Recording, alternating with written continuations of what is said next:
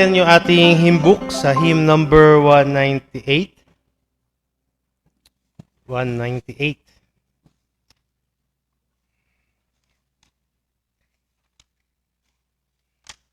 Say amen po kung nandun na po tayo.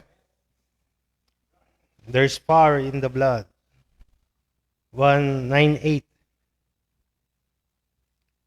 Will you be free from the burden of sin?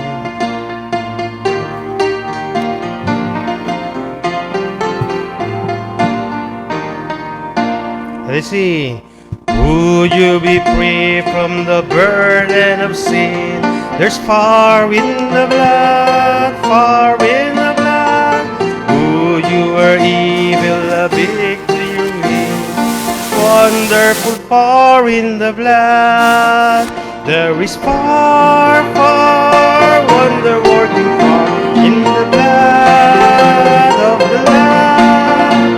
There is power, power, wonder-working power in the precious blood of the Lamb. Would you be free from the passion and pride? There's power in the blood, power in the blood. Come for a cleansing to Calvary's shrine. There's wonderful power in the blood. There is power, power, wonder-working power in the blood of the Lamb.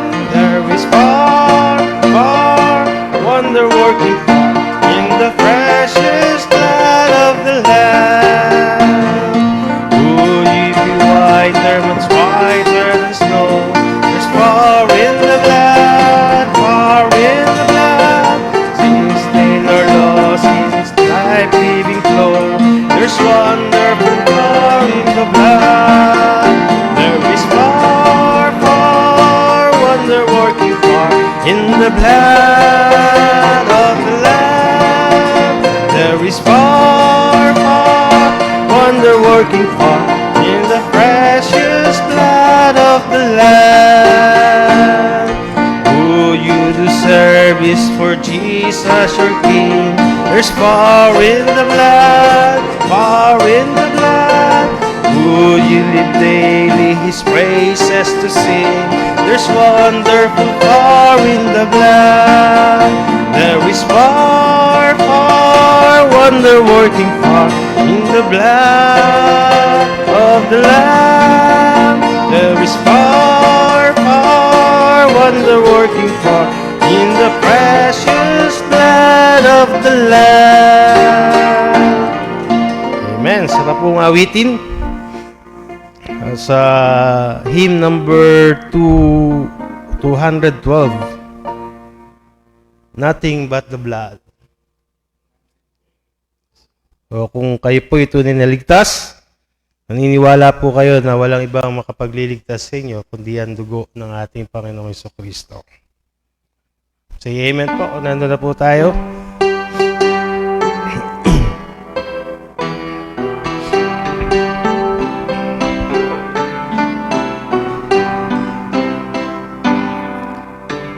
What can wash away my sin? Nothing but the blood of Jesus. What can make me whole again? Nothing but the blood of Jesus. Oh, precious is the flow that makes me white as snow. No other fount I know, nothing but the blood of Jesus. For my pardon this I see, nothing but the blood of Jesus. For my cleansing this my plea, nothing but the blood of Jesus. Oh, precious is the flow that makes me white as snow. No other fount I know, nothing but the blood of Jesus. Nothing can foresee, not hold, nothing but the blood of Jesus. Not of two that I have done, nothing but the blood of Jesus. Oh, precious is the flow that makes me white as snow. No other fault I know, nothing but the blood of Jesus. This is all my hope and peace, nothing but the blood of Jesus. This is all my righteousness, nothing but the blood of Jesus. Oh, precious is the flow that makes me white as snow. No other fault I know, nothing but the blood of Jesus.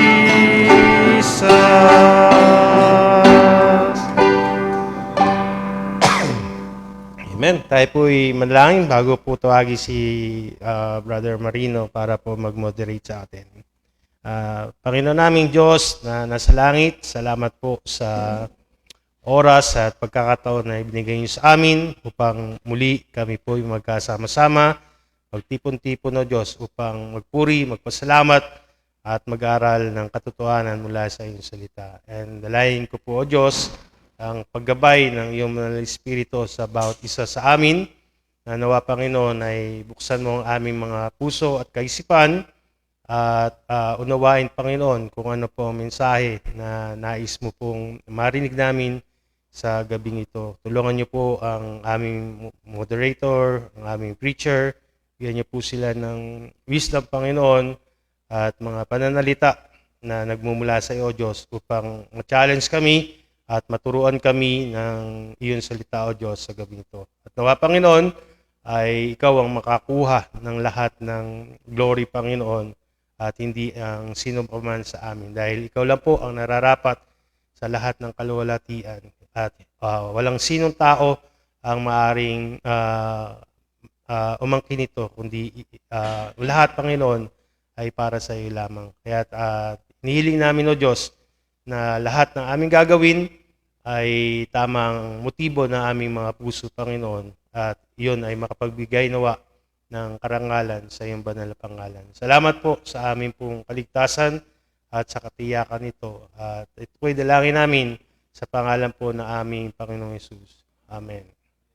Okay, so pwede na po maupo at tawagin po natin si Brother Marino para po sa ating Bible reading.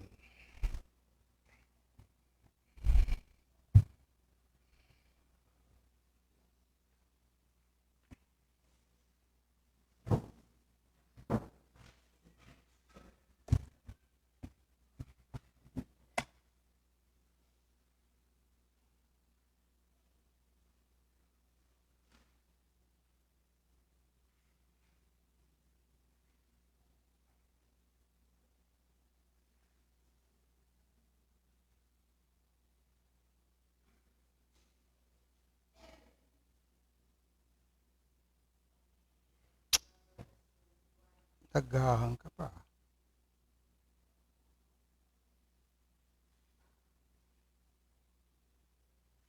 Ba't ayaw bumukas? Parang inaano ko ni Kuana, nagkaaway. Ayaw bumukas yung aking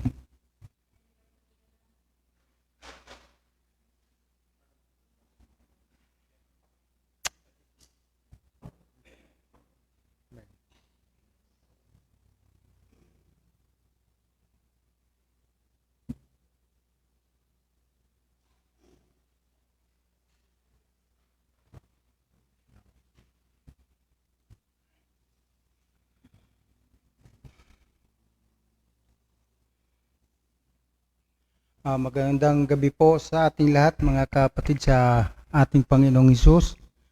Ako po ang naatasan ng ating pastor na mag-moderate ngayong gabi sapagkat sabi niya sa akin nung linggong gabi ay namimiss niya yung aking boses.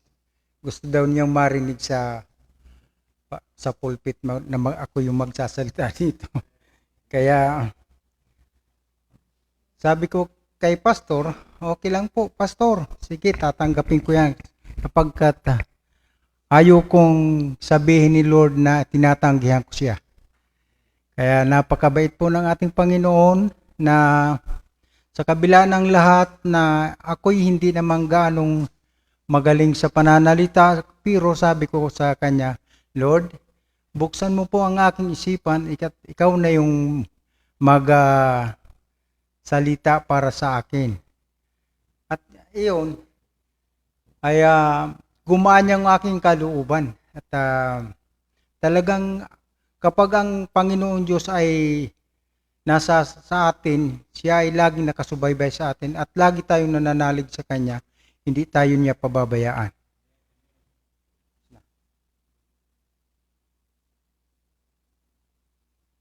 Maliit kasi itong sulat sa Bible kaya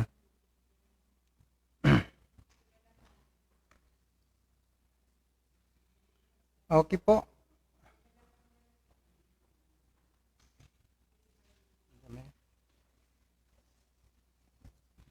Buksan po natin ang ating Bible sa Proverbs chapter 21 hanggang verse 1 to ito 31. Okay. Ako po ang maunang magbabasa at magsasalitan po tayo sa pagbabasa. Okay? At sa verse, tayo ay sabay-sabay po. The king's heart is in the hand of the Lord, as the river of water. He turneth, and it whithersoever he will.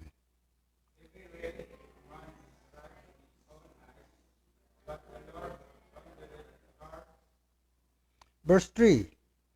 To the justice and judgment is more acceptable to the Lord than sacrifice.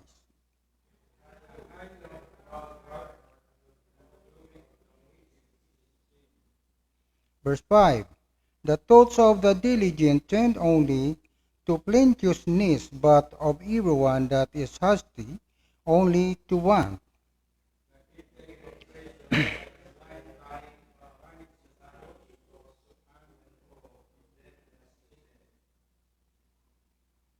Verse 6. The getting of treasures by a lying tongue is a vanity tossed to and fro of them that seek the death. 7.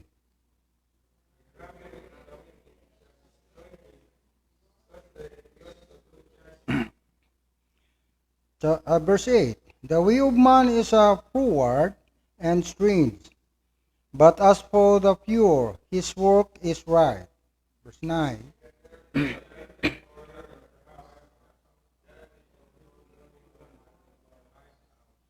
Verse 10. The soul of the wicked desireth evil, his neighbor findeth no favor in his eyes. Verse 11.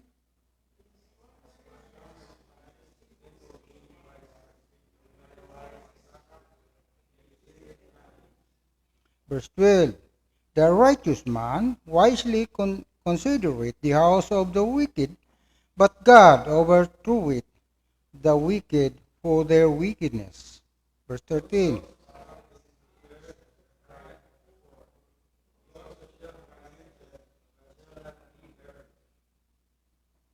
Verse 14. At a gift of a secret pacifieth anger, and the word of the bosom strong wrath. 15.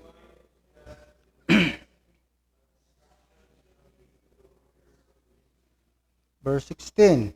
The man that wandereth out of the way of understanding shall remain in the congregations of the day. 17.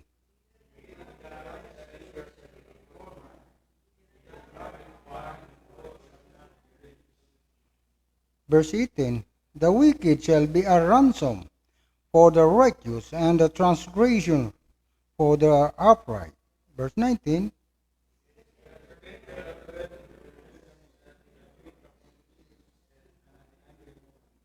Verse 20. There is a treasure to be desired of oil in the dwelling of the wise, but a foolish man spendeth it up. 21.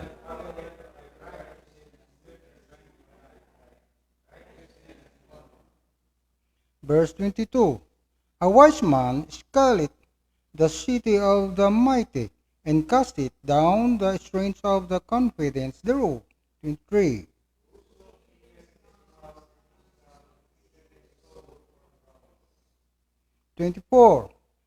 Proud and haughty scorner is his name, so deal it in proud wrath. 25.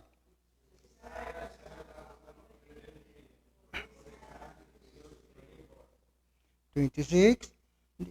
He covereth greedily all the day long, but the righteous giveth the spirit not. 27.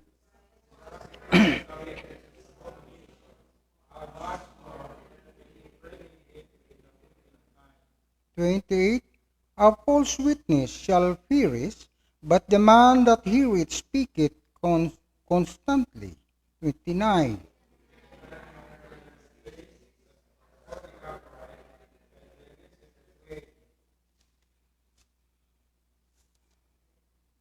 Verse 30.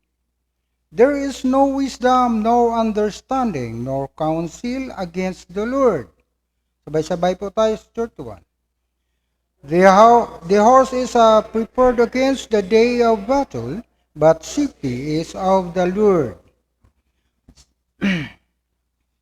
Ay may kunti kong na rap-drop na mga verses.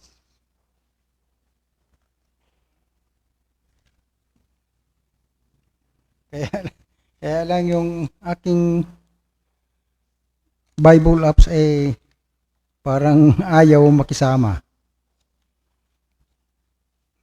Sige, tuloy po tayo.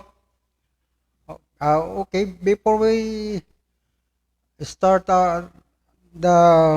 yung pagpapaliwanag po ng mga verses nito ng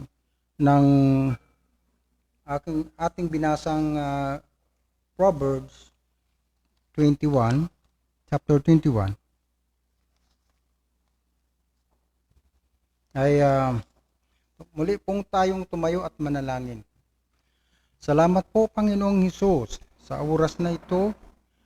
Nabigyan mo po ako ng konting kaalaman sa mga talata ng banal na kasulatan ayon sa iyong kalooban, Panginoon. Salamat din po Lord na ituro mo sa akin ang mga magagandang salita ayon sa iyong mabuting kaisipan, Panginoon, at i-guide mo po ako sa tamang landas ng pagpapaliwanag ng mga verse na ito. At salamat din sa oras nito ang aming mga kapatiran na hindi pa nakakarating dito sa aming bahay dalanginan. Ay ingatan mo po sila sa kanilang daraanan at ilayo mo sila sa kapahamakan, Panginoon.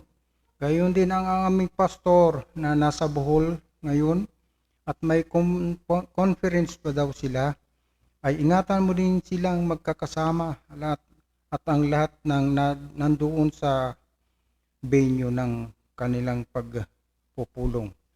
Salamat sa gabing ito, Panginoon, na ipagkaloob mo po sa amin, Panginoon, ang iyong banal na salita at itanim mo po sa aming puso't isipan, Panginoon, ang mga salitang ito upang ito'y aming ganap na sundin ayon sa iyong kagustuhan. Sa ngalan po ni Kristo na aming Panginoon. Amen. Okay, may naano ako dito na yung verse 1. Saan na yun? Okay. Dito po sa verse 1, the king's heart and a hand of the Lord is in the hand of the Lord. So, ibig sabihin po, dito po sa itong sinasambit po na hari ay si Haring David. Siya po ang matapat na hari na naglingkod sa kanya ng walang pasubali. Kahit na nung siya Haring Saul ay siya pang namunong hari nung kabataan niya at siya na rin ang naging kahalili po ng Haring Saul dahil pinagtaniman siya ng galit ni Haring Saul sapagkat naiinggit siya doon sa mga sinasabi ng mga kanyang mga tao na si David daw ay nakapatay ng 2,000 at si Haring Saul ay nakapatay lang ng 1,000. Doon po ay nagkaroon doon ng isang pagkakainggit o isang pride ng isang hari na ayaw ipatalo yung kanyang sarili. Subalit ang Panginoon napakalawak po ang kanyang kaalaman at malaki yung kanyang pag-iingat doon sa kay Haring David sapagkat si Haring David ay masunurin sa kanya. Hindi siya nagrereklamo anumang pinapagawa sa kanya o makikipaglaban. Palagi siyang tinutulungan ng ating Panginoong Diyos. Kung titingnan po natin sa saan yan? Sa Proverbs ay sa Ezekiel 34 verse 23. May panayos. Jasen. Hoy, may panayos. Sabi daw.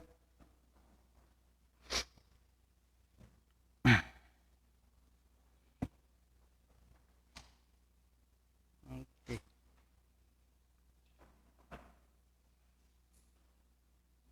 Ezekiel 34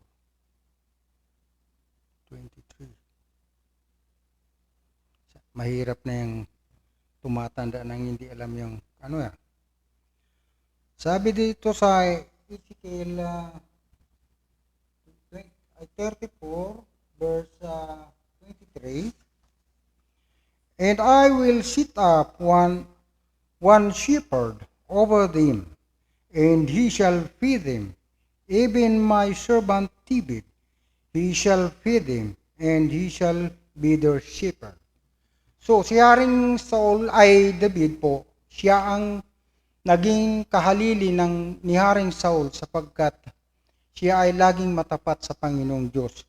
Kaya siya ang hinabilinan ng buong bayang Israel na siya ang magpapasunod o magpapastol, ika nga. At kung titingnan po natin din sa Ezekiel 37 verse 34,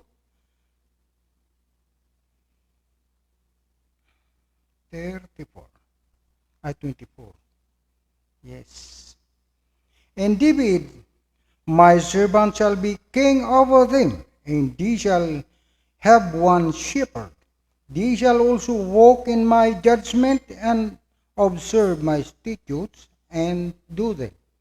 So malinaw po na ang lahat na mga kautusan ng ating Panginoong Diyos ay patuloy na sinusunod ni Haring David. Dito po sa verse 2, sabi sa verse 2, every way of a man is right in his own eyes, but the Lord pondereth the hearts. So, sabi daw, parang inaano ni Lord na parang tinitimbang niya yung ibig sabihin dito na every man is right in his own eyes. Totoo po yun. Yung ating kaalaman ay hindi mahihigitan yung karunungan ng ating Panginoong Diyos.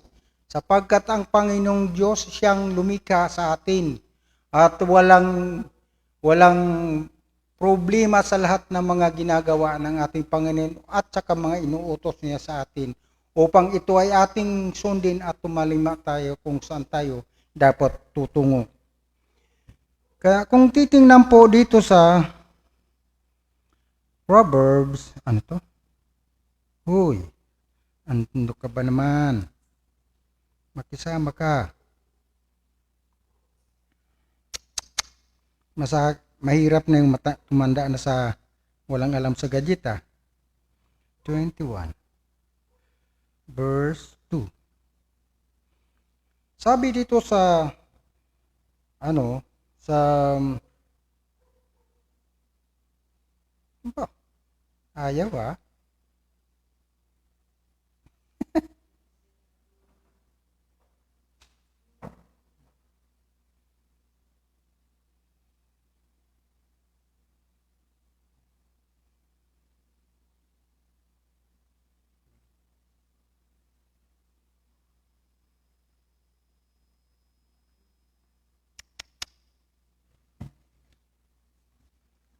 Wala talaga.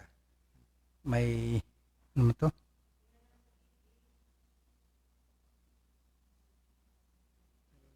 Ayaw talaga. Ito to.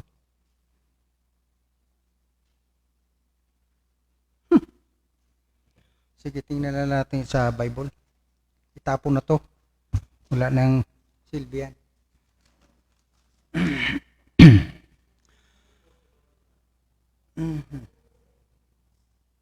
Proverbs 24 verse 12.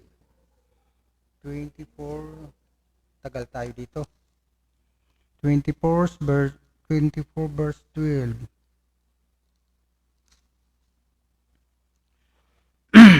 Sinasabi dito, if thou seest, behold, we knew it not. Doubt not he that wandereth, or wandereth the heart, consider it, and he that keepeth the soul doth not know it, and shall not he render to every man according to his works. So, sinasabi po dito sa kung ano man daw yung sinasabi natin, ay alam natin. Pero yung thought ng ating Panginoong Diyos ay wala doon sa ating nalalaman. Kasi hindi tayo kasing pantay ng karunungan ng Diyos. Si Lord lamang ang nagbibigay sa atin ng mga karunungan.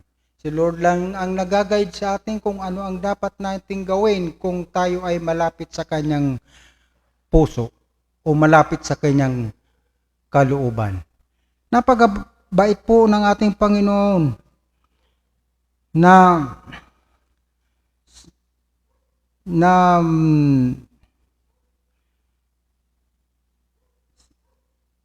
doubt not the heart, ponder it, the heart, consider it.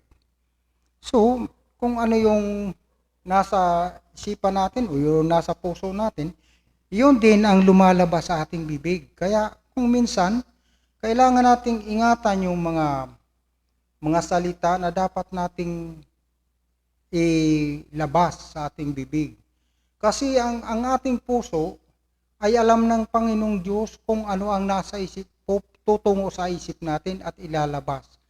Kaya ang sabi ng ating Panginoon, ingatan natin sapagkat ang salita ay nakakalason o nakakamatay o nakakasunog ng espiritu ay ng kaluluwa. Kaya kailangan po na malayo tayo sa kasamaan. Anak ko naman.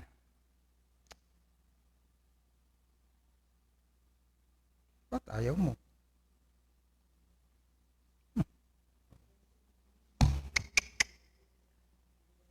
Uya pa naman akong mga tiksa.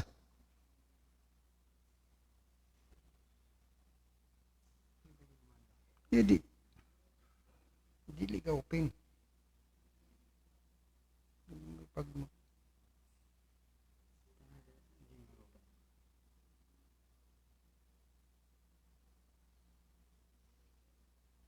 define.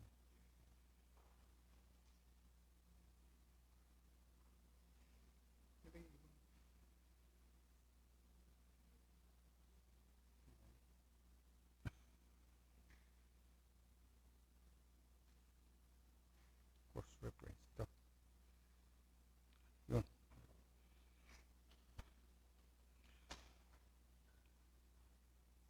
Proverbs 16 verse 2.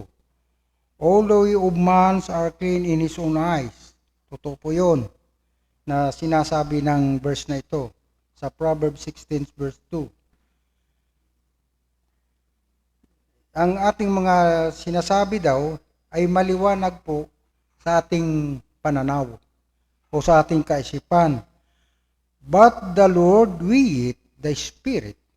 O so, inaano ng Panginoong Diyos, sinusukat po yung nasa puso natin at sa ating isipan.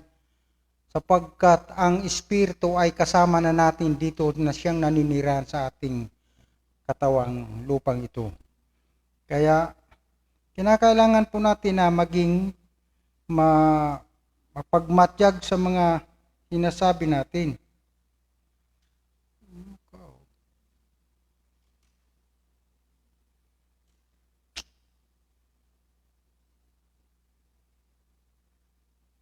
Sari-saring lumalabas dito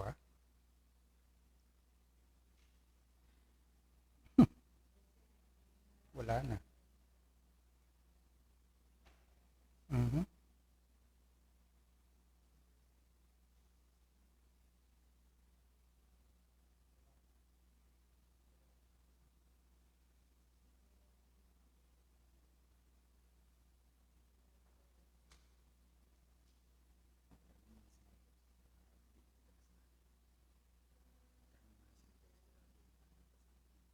Ipas mo. Sige.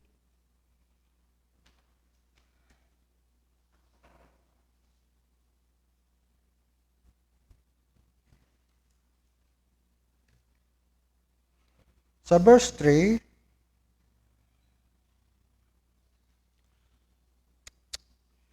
nako, talagang pinapahirapan tayo ng kaaway. Sa verse 3 po, to the justice and judgment is more acceptable to the Lord than sacrifice. So, tingnan po natin sa unang Samuel, versikulo 15, kapitulo 15, versikulo 22. And Samuel said, hath the Lord as a great delight in burnt offering and sacrifices, as in obeying the voice of the Lord. Behold, to obey is better than sacrifice, and to hearken than the fat of the ram. Anong ibig sabihin po nun? Sinasabi po ni Samuel, hindi po mahalaga sa ating Panginoong Diyos yung mga offering at itong mga sacrifices. But mas mahalaga po yung obeying the voice of the Lord. Yung po ang tinutukoy ng ni Samuel. To obey is a better than sacrifice. So napakalinaw po na ang sinasabi ng talatang ito ay parang nagsasawa siya sa mga burnt offering na yung mga tinutong na atang na inaano sa ating Panginoong Diyos. Subalit, kahit na ganun pa man, ay pinagbibigay na lang ni Lord ng yung pasensya ba? Pinapasensya na lang yung mga gawa ng mga Hudyo dito sa mga offering sapagkat iniuutos din naman ng ating Panginoon na mag-alay sila ng mga tupa, baka, kambing o turtle dove at iyon ay iatang sa iyon ay iihawin o itututong dun sa apoy. Dito naman po sa Proverbs 15 verse 8.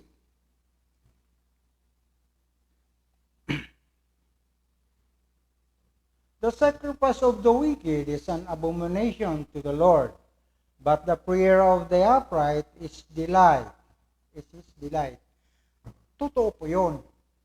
Sapagkat yung mga masasama o yung palaging kasamaan yung kanyang ginagawa, talagang galit ang Panginoong Diyos. Sinasabi niyang abomination ay ayaw niyang matanggap sa kanyang harapan. Ayaw niyang makita ang karumihan ng isang tao. Ayaw niyang kinukontra yung kagustuhan ng ating Panginoon. Dapat tayo sumunod sapagkat siya ang lumikha sa atin. Kaya napakalinaw po ang salita na ito ng Proverbs 15 verse 8. Kaya yung panalangin daw po ng natin ay mas magaan sa kanyang pakiramdam kaysa mga sakripisyo na binibigay ng mga tao. Kaya po si Jesus Christ nagsakripisyo para sa kapatawaran ng ating mga kasalan. Hinango niya tayo sa tiyak na kamatayan, na kung ating aalamin, dapat tayo ang magbayad doon, hindi si Jesus Christ, sapagkat wala naman talaga siyang kasalanan. Ngunit sa kanyang habag, sa habag ng ating amang Diyos, ibinigay niya sa atin yung awa or yung mercy. Kaya napakaganda po ng mga itong mga talatang ito. Tingnan po natin again sa Isaiah chapter 1 verse 11. And there shall come forth a rod out of the stem of Jesse. To what purpose is the multitude of your sacrifice unto me? Nagtatanong ang ating Panginoon, ano daw ang purpose o ano ang ibig sabihin? Ba't marami yung mga sakripisyong pinagkakaloob ng mga Israelita sa ating Panginoong Diyos? Saith the Lord, I am full of burnt offering of rams and fat of the beast, feed beast, and I delight not the blood of bullocks or of lambs or of he-goats. So, parang sawa na po talaga si Lord sa mga burnt offering niyan, sacrifices. Kaya hindi na niya nalulugdan yung mga ganong klaseng pagbibigay ng mga pag-aalay ng mga Israelites. Tingnan po natin sa Isaiah chapter 1 verse 16. Wash you, made you clean, put away the evil of your doings from before mine eyes, says to do evil. Okay. Sabi diyan sa kung ating pagninilay-nilayan, itong sabi, wash you. Hugasan mo yung sarili mo. Yun po At make you clean. Kahit ilang bisis tayo, ilang drum na tubig ang ipapaligo natin sa ating katawang lupang ito, ay hindi po malilinis. Sapagkat ang tinutukoy po na wash you ay yung ating old man. Iyon po ang naka-akibat dyan sa wash you. Kahit na uminit pa tayo ng 90 Celsius ng init ng tubig, tayo ay malalapnos na lang. Mababalatan tayo. Pero yung ating kinagisna na ugali, yung dati nating pamumuhay, na sanay tayo sa kasamaan, ay hindi po malilinis.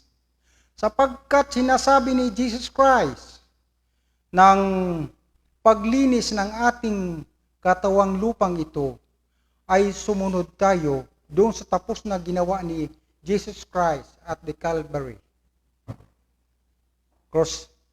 Kaya minsan niisip ko, bakit sabi ko, paano huhugasan yung ating kasalanan? Na samantalang, ang talagang tiyak na makahuhugas ng ating mga kasalanan ay ang blood ni Jesus Christ. Kaya, kahit gaano tayo, linis tayo, mag-master blitz pa tayo, walang mangyayari kung hindi natin baguhin yung ating pag-uugali. Amen. Kaya minsan, sabi ko, talagang maganda ang mga talata dito sa Proverbs na ito ay na sinabi ni Isaiah. Gayon din po sa Hosea 6:6.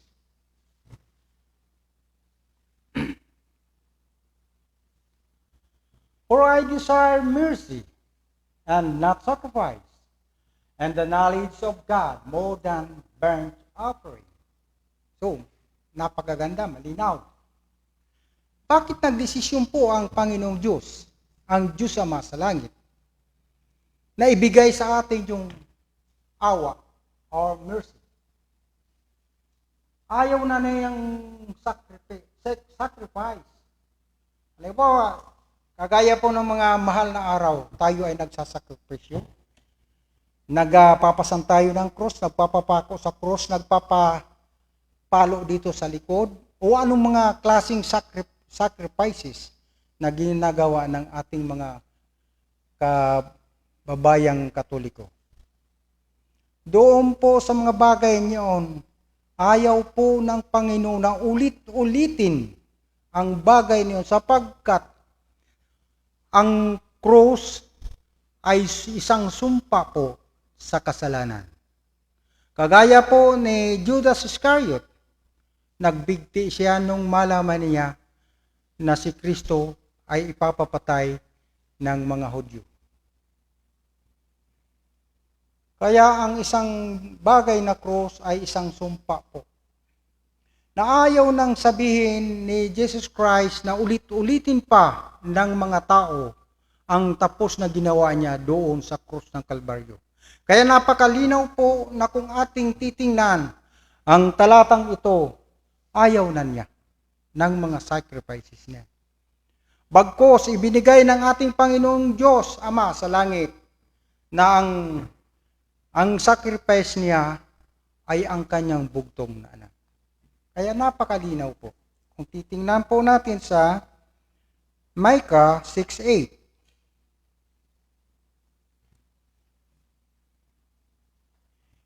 He hath showed thee, a man, what is good, and what does the Lord require of thee, but do justly, and love mercy, and walk humbly with thy God.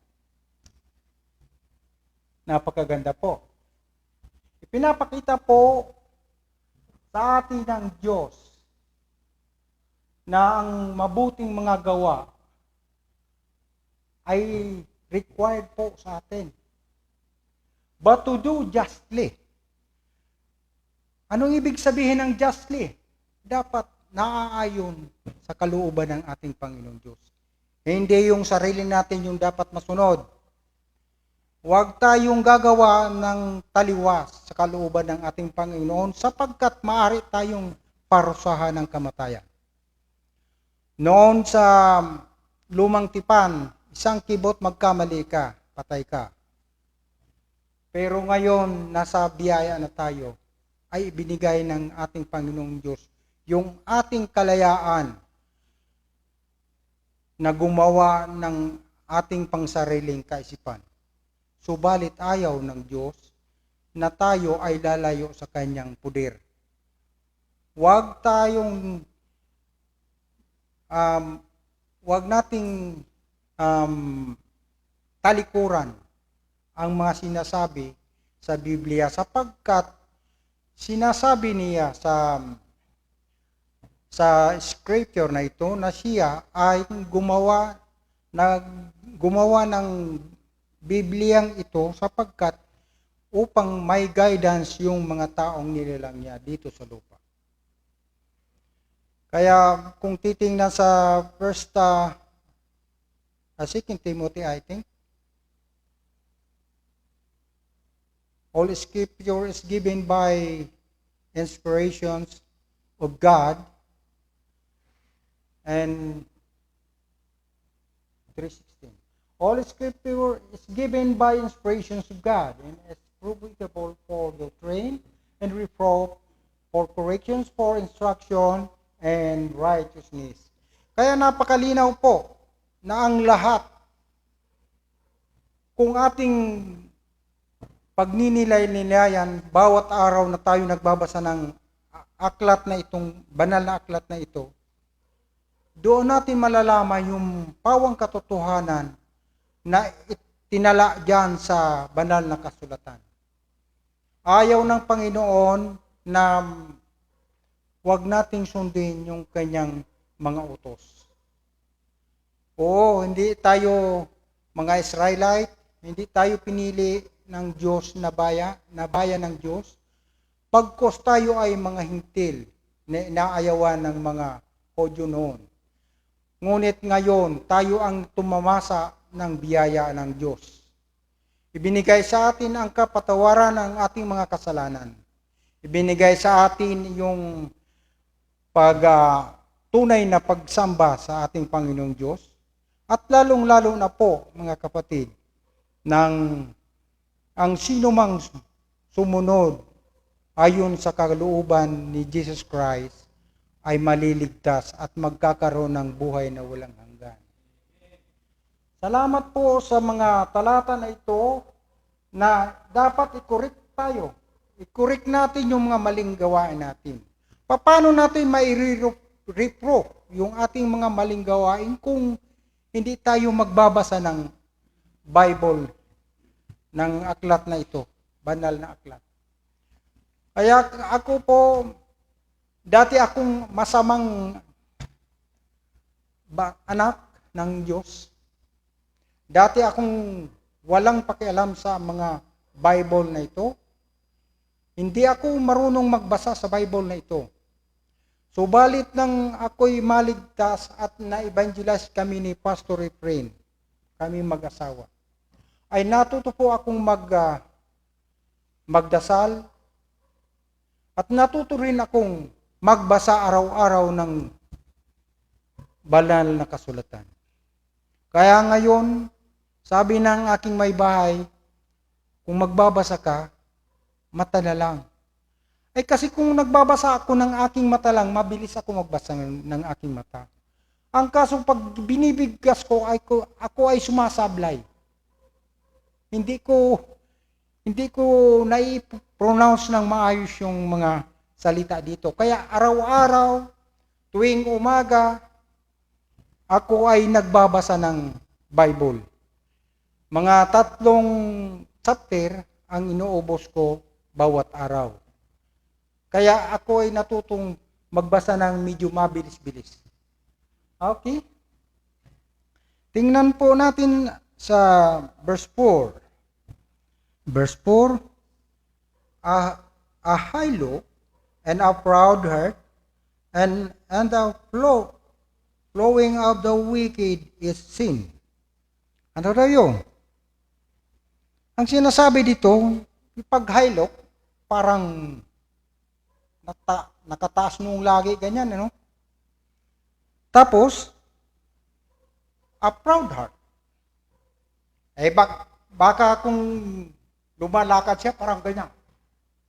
Parang walang kakilala kung dinadaanan. Ito ang mga nakagisngan ng may mga sinasabi sa buhay. Pag may pira sila, kala mo kung sinong hari na dadaan sa harapan mo na hindi ka man lang masulyapan kasi yung kanyang noo laging nakatuon ng ganyan. Mataas yung pride kasi may pira sa bulsa. Ganyan yung kalimitan na nangyayari sa may sinasabi sa buhay. Kaya kung tingnan po natin sa Proverbs 6 verse 17.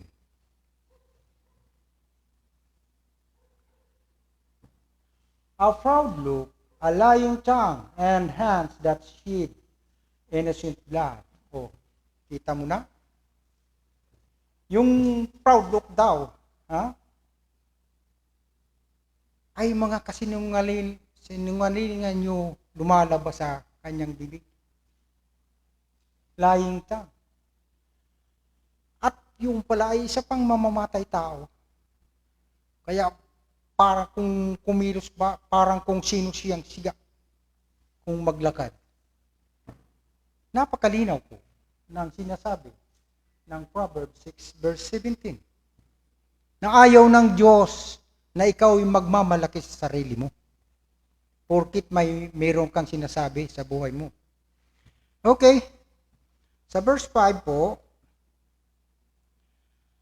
the thoughts of the diligent tend only to plenteousness, but of everyone that is hasty only to want. Ano daw yun? Ang sinasabi po dito, yung kagustuhan po ng diligent person, yung gusto niya yung laging mayroon siya. Parang medyo may pagkagahaman ata to. And but everyone that has hasty has only to one. Ay yung ano daw, yung palaging nag-aapura, yung parang mawawalan na. Ay yung pala ay isa ding hindi maganda. Kasi siya ay magiging poverty siya o magiging pobre. Kasi ang gusto niya, panandali ang makuha niya yung bagay na gusto niya. Kahit konti lang, okay lang sa kanya. Tingnan po na ay itong verse 10, the soul of the wicked desireth evil, his neighbor find it no favor in his eyes. Kaya itong wicked na ito, puro kasamaan ang ginagawa, mga evil works, yung kanyang ginagawa. Kaya yung mga kapitbahay niya, ayaw siyang pansinin, ayaw siyang tingnan man lang sapagkat parang natatakot sila, baka sila ang magkamali at sila pang pagsabihan ng masama o baka patayin pa sila. Ganun ang tinuturing dito sa verse 10. Okay, tingnan po dito sa verse 10, James 4, verse 5.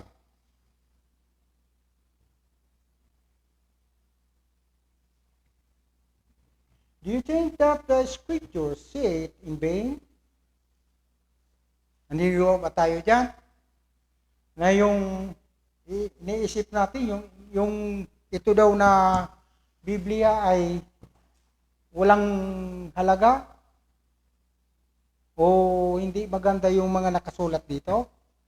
The Spirit that dwell in you, ay in us, last it to obey. Siyempre,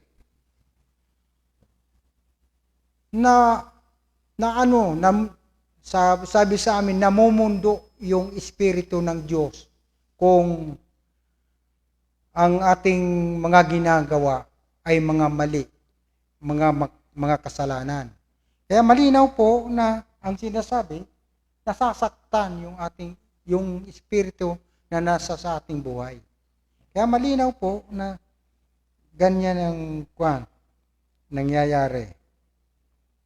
Verse 18.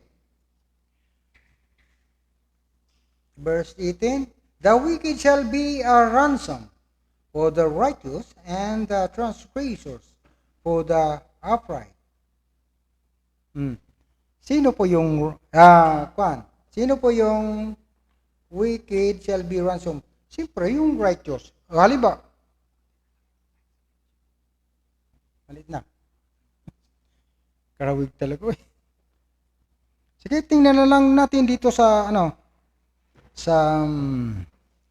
Hosea chapter 13 verse 14. Okay, I will ransom them from the power of grief. I will redeem them from death. O death, I will be thy pledges. O grief, I will be thy destruction. Repentance shall be hid from mine eyes. Sinasabi po ng kasulatan na ito na ang ginawa po ng ating Panginoong Diyos na Jesucristo na ibinigay po sa atin doon sa John 3:16, God so loved the world because He gave His only begotten Son, and whoso believe it in Him should not perish but have everlasting life. So malinaw po na ibinigay ng ating Amang Diyos yung kanyang awa sa ating mga tao. Ibalik po doon sa Hosea. Kaya ang ginawa po ng ating mahal na Diyos na si Jesus Christ ay siya ang tumubos sa atin. Niransom niya tayo sa yung kasalanan natin. Siya na ang nagbayad doon sa impyerno. Kaya itong sinasabi niya, babalukatin ko kayo sa kamatayan. At ang kamatayan ay maging sakit. Bakit? Sino yung masasaktan dito? Si Satan. Sapagkat ang iniisip ni Satan noon, tinalo niya si Jesus Christ. At si Jesus Christ ay namatay at nalibing. Subalit hindi niya alam na pangatlong araw, muling nabuhay ang ating Panginoong Diyos. Kaya naging distraction sa grave yang bagay niyan sapagkat hindi alam ng kaaway natin na si Jesus Christ ay muling babangon sa libingan. Kaya sabi ni Jesus Christ, repentance shall be hid from mine eyes. Ayaw nang ulit-ulitin pa ng Panginoong Diyos na siya ay maghirap pa sa cross ng Kalbaryo sapagkat sinabi na niya doon na tapos na. Yun po ang sinasabi. Kaya inano ko sa Romans 6:23, for the wages of sin is death, but the gift of God is eternal life.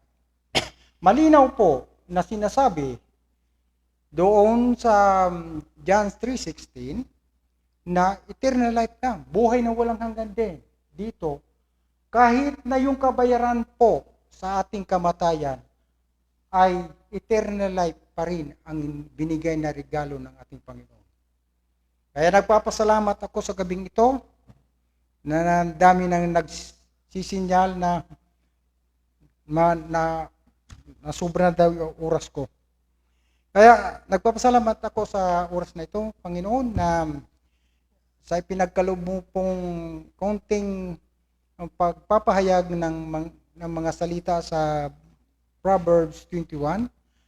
At salamat po, Lord, na binigyan mo ko ng panahon na iningatan mo yung bibig ko na makapagsalita na hindi maayos. Salamat din sa gabing ito. At tayo po ay magpapatuloy na po sa ating preaching. Na ang magbibigay po ang ating kapatid na si Joas.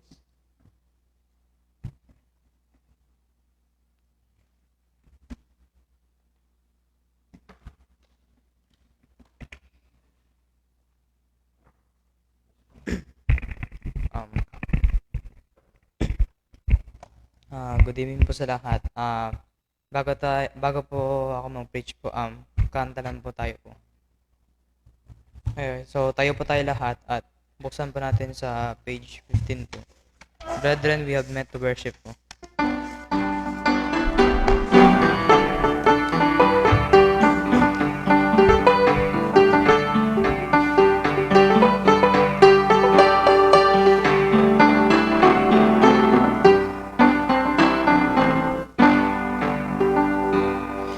Brethren, we have met to worship and adore the Lord our God.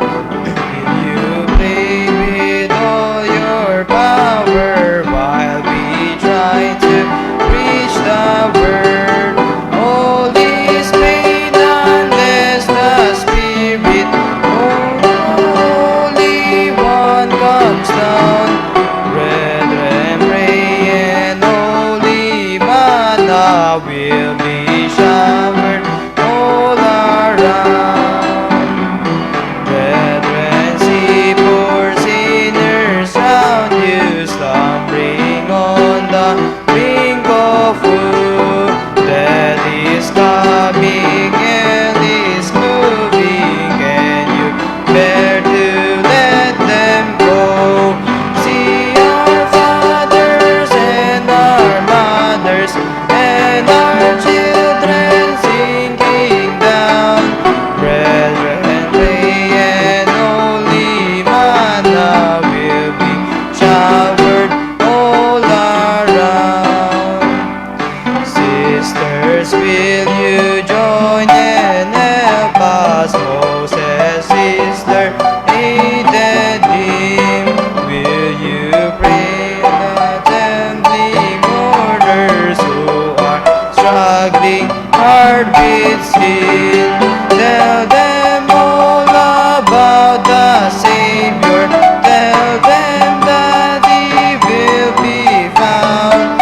Sisters, pray and holy manna will be showered all around.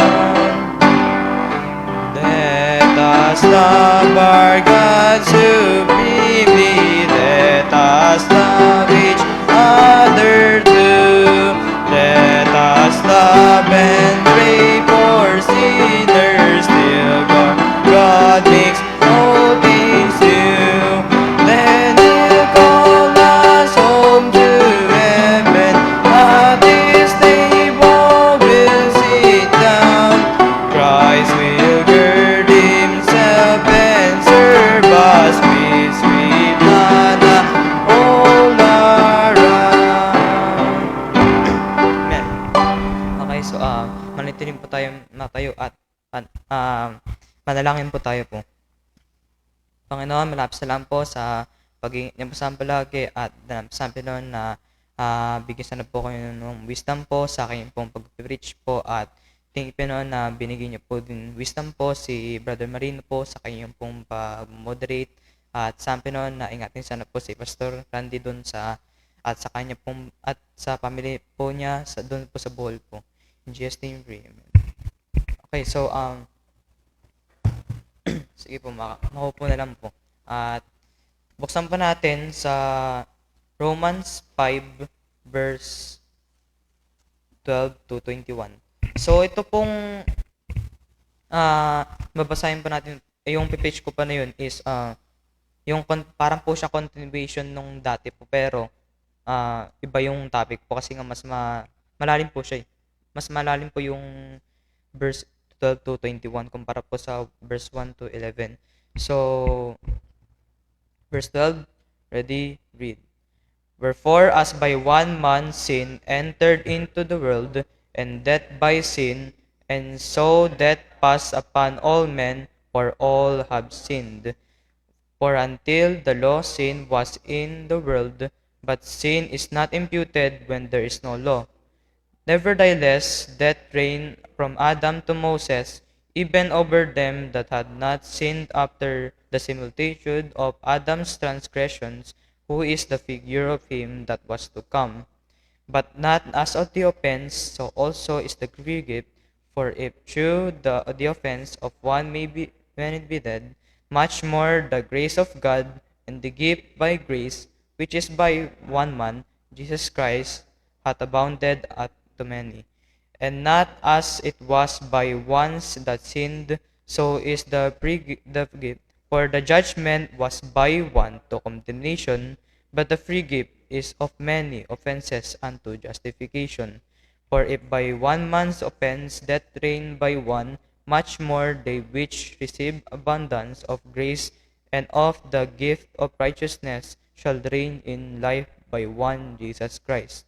Therefore, as by the offense of one judgment came upon all men to condemnation, even so by the righteousness of one the free gift came upon all men unto justification of life.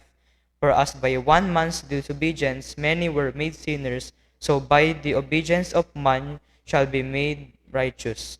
Moreover, the law entered that the offense might abound, but where sin abounded, grace did much more abound. Verse 21, that as sin hath reigned unto death, even so grace reigned through righteousness unto eternal life by Jesus Christ our Lord. Okay, so our topic for today for this preaching is grace abounds more. So this Romans 5 verse 12 to 21 talks about Adam's sin had passed throughout our generation and grace did much more abound. So i-breakdown pa natin yung mga verses na to into 4 points. Number 1, the inheritance of sin. Verses 12 to 14. The sin hath so yung point A po natin for dito is the sin of Adam passed throughout all generations, neither Jews or Gentiles. So sabi po dun sa Romans 5 verse 12. Romans 5 verse 12. Sabi po dun, wherefore as by one man. So ito pong one man po na to is si Adam. Sin entered into the world. So dahil po sumuway po siya sa utos ng Diyos na huwag kainin yung sa ano na yun na pinababawalan ng Diyos. Kasi nga po kung kinain po yun, magkakaroon ng good and evil. So yun na nga po. Nagkaroon nga po dahil po sinuway ni Eva at Adan yung utos ng Diyos. And death by sin, and so death passed upon all men, for all have sinned. Dahil po doon, yung death, yung kamatayan po is nagpass po throughout all generation, for all have sinned. So lahat po tayo dito is wala pong perfect talaga po. So lahat po tayo ay makasalanan talaga po dahil po tayo ay naggaling kay Adan. So sa letter B, excuse me, the sin hath reigned already before and after the law. Verses 13 to 14. So yung dito sa verse 30, marami po actually dito nalilito po. So ipaliwanag ko lang po tong verse 13. Sa verse 13 ng Romans 5 ay sa mga nalilito dyan, ano ang ibig sabihin? Hatiin natin ang Romans 5 verse 13. For until the law, sin was in the world. Ibig sabihin po na ito, bago pa nagkaroon ng 10 Commandments na ibinigay kay Moses sa Mount Sinai o yung mga lahat ng batas, law, na nangyari po, nandyan na ang kasalanan. Kahit wala pang law noon, marami ring tao na gumagawa ng kasalanan katulad ni Cain na pinatay si Abel at si Eva at Adan ay sumaway sa utos ng Diyos. But sin is not imputed when there is no law. Yung part po na yun is, una po sa lahat, ang imputed ay salitang lumang English na hiniram sa lumang French at ang ibig sabihin po nito ay accounting term. Ibig sabihin po nito ay ito yung pag-record o paglilista ng utang sa isang account. So, ibig sabihin po talaga ng but sin is not imputed when there is no law po ay wala pang violation sa utos pagka gumawa ka ng kasalanan before the law. So, point number 2, the gift that is greater than the offense. Verses 15 to 18. So, before natin i-summarize itong pong verses 15 to 18, ano po ba ang tinutukoy na regalo or gift sa verses 15 to 18? Point number 1, it is justification. Connected po ito sa Romans 5 verse 1 na sinabi, therefore being justified by faith, so we have peace with God through our Lord Jesus Christ. So yung yung free gift po na yun actually si Jesus Christ po siya. Tapos yung ano naman po, yung offense na sinasabi po doon is si Adam. Kasi nga po, yung point dito sa verses 15 to 18 ng Romans chapter 5 is tungkol po siya sa offense tapos sa free gift. So, tungkol po siya dun. So, magkakabaliktad po sila at magkakaiba talaga po. So, point number 2, it is a free gift. Yung free gift na yun is actually free gift. So ang ano po nito is, pagka nag-believe ka doon sa free gift kay Jesus Christ, na namatay siya, nilibing, at muling nabuhay, ikaw po ay masasave din. At hindi lang po yun. Ang mangyayari din po is, hindi tayo magiging guilty sa Panginoon, yung kasalanan natin ay makikleanse. Kasi nga po, yung during death ni Jesus Christ is, kinlens po niya yung sin natin. Nilinis niya po niya. Galing po yung dugo niya po. At magkakaroon din tayo ng payapa sa Diyos. We have peace with God. Yun yung po yung sinasabi sa Romans 5 verse 1 na, therefore, being justified by faith, we have peace with God through our Lord Jesus Christ. Ito po yung effect na naniwala tayo sa kay Jesus Christ na siya ang tagapagligtas lang po sa atin.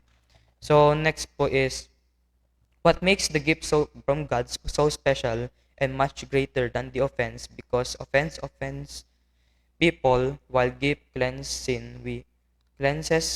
our sin, we have no guilty to God and we have peace with God. Kung nag-believe ka doon po.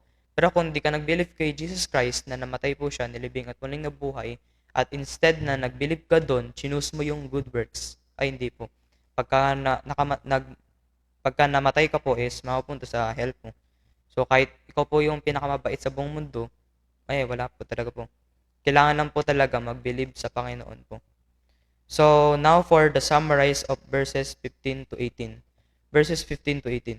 This verse talks about the free gift from Christ also, and also talks about the if and else. Ibig sabihin, parang ba sa coding po, na if password is equals to 1, 2, 3. Tapos yung else naman po is ito yung nag-oppose po dun sa if po na yun. So na yun, kung tinype mo yung 1, 2, 3, 4, yung magiging sagot, yung magiging resulta po, yun yung nakakaayon sa if. Tapos yung else naman po, kung tinype mo yung ibang ano po, yun yung nakakaayon do sa else po. So yun yung magiging sagot. At ang else ay mag-oppose doon. Ganon din, ang free gift ay halos actually hindi po halos eh. Kabaliktaran po siya ng offense, yung free gift po. Kaaway din niya po yung offense. Sa mga nalilito, ano yung offense? Ay, sinabi ko lang pa kanina po, na siya ay si Adam, na sinasabi dito po, sa verses 15 to 18. Tapos ang free gift naman po ay si Jesus Christ. Point number 3, where sin increased, grace increased way higher than sin, or grace abounds more. Parang po yun sa title po natin, verses 19 to 20. Bago natin i-summarize ang verses 19 to 20 para sa number 3, magbigay tayo ng example para dito sa point number 3. Pumunta ka sa kumpanya na pinasukan mo. Ngayon, merong magdaraya ng kumpanya na mas mataas ang sale, economy, at skilled workers. Dahil sa pagdaraya, ngayon, kita mo sa data or bar graph na mas mataas sila kaysa sa kumpanya na pinasukan mo. Ngayon, nag-pray ka sa Panginoon at ngayon may nag-click sa'yo. Magtrabaho ng mabuti at huwag magalit sa kumpanya na madaya. After 5 years, mas mataas ka na kaysa sa kanila. Pero hindi ka mataas ang tingin, so instead na magalit ka sa kanila, sinabihan mo na huwag maging madaya, pero hindi sila nakinig. So, pinag-pray mo sila na magbago. That's the example of where sin abounded, grace did much more abound. You chose to spare them, pray for them to change over anger, proudness, and harsh words or being harsh. So, ang quick explanation lang po sa Romans 5 verse 19 to 20. So, ang unahin po natin is verse 19. So, meron po itong dalawang sides, bad news tapos good news. Unahin po natin yung bad news. For as by one man's disobedience, many were made sinners. So dahil po dun sa pag-disobey ni Adam sa utos ng Diyos, marami or hindi lang marami po, lahat tayo ay naging kasalanan po. Ibig sabihin nito ay yung one man's disobedience ay tinutukoy si Adam na sumuway sa Diyos. Dahil dun, effect ay marami ang naging kasalanan, or hindi lang marami actually, lahat po. So, good news po is, so by the obedience of man shall be made righteous. This is the exact opposite of the other half of verse 9 of Romans chapter 5. Ibig sabihin po, sa pagsunod sa Diyos, marami ang magiging righteous. So, hindi lang po yun. Pagka sumunod sa Diyos, nag-believe ka din, hindi ka lang sumunod, ah, ah, syempre po, mapupunta ka sa langit as long as nag-believe ka sa Panginoon na namatay po siya, nilibing at muling nabuhay. So, sa verse 20 naman po, but where sin abounded, grace did much more abound. Ibig sabihin, kung ang mancha sa damit ay kasalanan, ay ito ay malalim. So, bawa po, may mancha po sa damit. Example pa natin ito is sin. Na yun, malalim yung mancha na yun. Pero kung malalim yung sin, yung mancha na yun, yung grace, mas malalim pa dun po. So, at pati din po, at kung ang kasalanan ay mas mataas, kung itong kasalanan ay mataas, pero yung grace ay mas mataas pa. So, yun po. Sa verse, point number 4, last point na po. The sin hath reigned unto death, but grace reigns through righteousness unto eternal life. Amen. Verse 21. That as sin hath reigned unto death, even so might grace reign through righteousness unto eternal life by Jesus Christ our Lord. So, ang point ko dito po is, kung ang sin ay naghari sa kamatayan noon, ang grace naman ay naghahari sa buhay na walang hanggan.